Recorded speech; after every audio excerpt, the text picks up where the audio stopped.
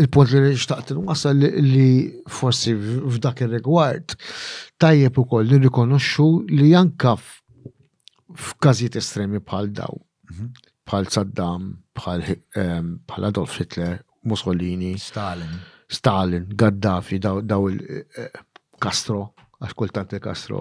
Neżentawh u nimmitoloġizzaw bħala super. Għax dak għandna siħbu fuq it-tix. Iwa.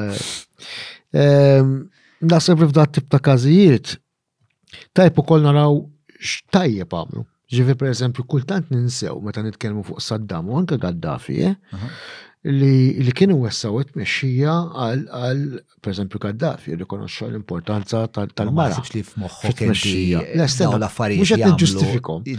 Imma l-istess Saddam per eżempju fis-sistema ta' tmexxija tiegħu kien ħalla lok għal iktar pluralità.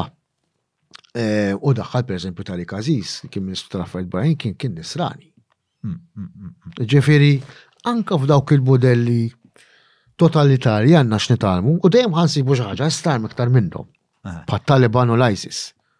Ġifieri naħseb kien punt prattiku majjen l-immaġina fis-sens li jiena bħalek, ġifieri anke meta jkun hemm ħafna elementi fuq pereżempju l-kolonizzar li sar tal-Awstralja jew tal-Indja pereżempju. Mux perswas, ċert li kien hemm momenti fej min kienet jibni l-kolonja li kien assolutament animal malizzjuż u għar man-nies tal-post. Però ma tistax tinnega wkoll li fl-istess ħin l-Ingliżi daħlu iktar mediċina, iktar sistemi sanitarji. Bat li puntaw għal-qalb immens. Il-kolonizzar tad-dinja tal-Anglophile. Il-kolonizzar Ingliż l-ewwel net ma tistax tista' forsi dej punt kontroversjali ma ħafna nies jaqblu miegħi ma I don't really care. Il-kolonizzar Ingliż kien totalment esperiment soċjali differenti mill-kolonizzar Franċiż jew Belġjan. Ħarsu lejn l-istorja tal-Kongo pereżempju. U l-massakri brutali u perversi li semmejna joħorġu ħafna hemmhekk. Il-kolonizzar Ingliż kien razzjonalizzat. U kellu il-negatività tiegħu, anke kif kienu jħarsu lej il-natives, jiġifieri kienu kultant jaraw manka bħala sottoumani biex ngħidu kollox. Imma l-impatt mbagħad jiġifieri normalment ħallew l-Ingliżi fid-diversi kolonji tagħhom jekk tħares lejn ħarsu lejn Malta. I mean, kultant jien tiġini dil-ipotezi li l-ħaġa li statit nistamu naqra antitetika ċertu nies ħanajda li l-ħaġa li seta ġrat il-Malta li sirna indipendenti. Ma tixin għala u sewa, jiena ma kelli xiex naqsam għal-kem kultant jaddi li deħsib minn moħħi u għal-ġviri. Ġveri il-mod kif hemm kelma Malti jiena ma stax nuża fottejna l-pajjiżna mill-indipendenza law. Kompli tiġi dali għatnajt. U jekk qabel forsi kemm xi postijiet li ma stajniex immorru l-Marsa Golf Club tal-Ingliżi. Semmili l-lum fej tista' tmura u Malta jekk mhux id-dominju ta' X jew Y jew Z. Manuel Island li saħadu għal midi group ukoll. Tinja point. Saħadu għal midi group ukoll. Ġifieri probabbli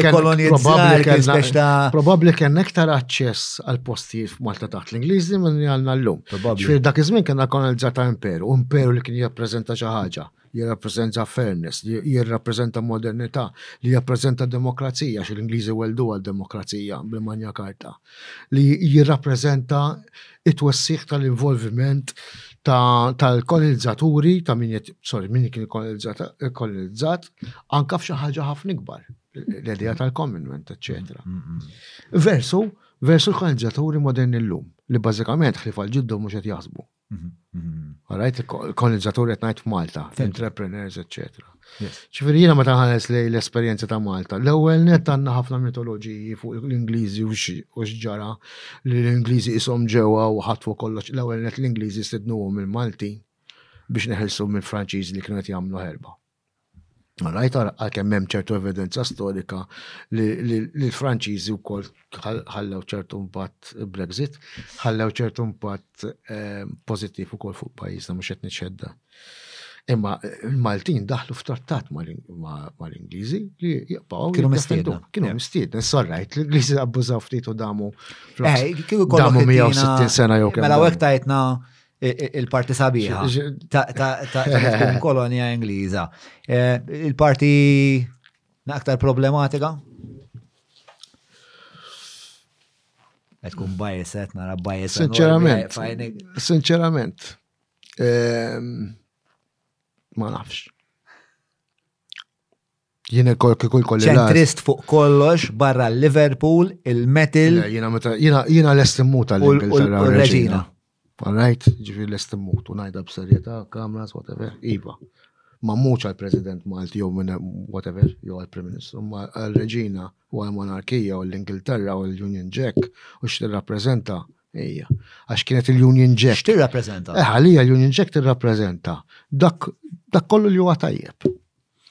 It-twaqqif tan-naziżmu jiena n-nannu tiegħi ħalla nofs wiċċu u 6 swaba minn saqaħ biex iġġieled tan-naziżmu biex il-Maltin u l-Ewropa kollha u l-dinja libera jkun jistgħu gawdu ħajjithom kif huma. Dik li kienet l-Ingilterra, kieku ma wafqitx għal Hitler, kieku qegħdin kollha nagħtu żikħajl x'imkien u nofs il-Maltin li jissapportjaw dal-elementi razzisti u nazisti li jeżistu f'pajjiżna, kollha qegħdin f'kampijiet ta' konċentrament u nofshom maqtulin f'xi ħorn. Dik hija l-Ingilterra. U noqogħdu nitkellmu b'ċertu mod, għax vera tirrabjani dil-ħaġa. Tidher urtat immens. Urtat immens. X'taħseb minn Brexit, ġest biex nissotolja ftit il-punt tiegħek sa kont. L-Ingilterra ħajamlu storja sa' suċċess kbir, m'għandix dubju. Forza ekonomika tremenda, forza militari l-Ewropa tilfet ħafna x'telqet l-Ingilterra m'għamlix biżżejjed biex iżomm l-Ingilterra. Immaġina l-Ewropa llum mingħajr l-Ingilterra. It's disgusting, it's totally disgusting. They didn't try enough. A Franco-German alliance, which historically was what it is.